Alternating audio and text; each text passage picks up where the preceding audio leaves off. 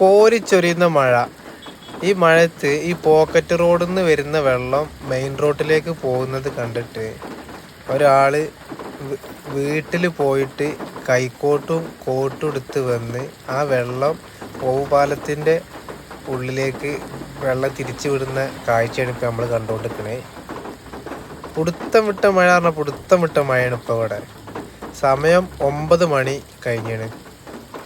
അതൊന്നും വകവെക്കാതെ, ഈ മഴ വകവെക്കാതെ ഇത് കണ്ടിട്ട് വീട്ടിൽ പോയിട്ട് ഈ വെള്ളം പോയി കഴിഞ്ഞാൽ നേരെ ചാടുക മെയിൻ റോഡിലേക്ക്. പിന്നെ വരുന്ന വണ്ടിക്കാർക്ക് ബുദ്ധിമുട്ടാവുമെന്ന് കണ്ടിട്ട് വീട്ടിൽ പോയി കൈക്കോട്ടെടുത്ത് വന്ന്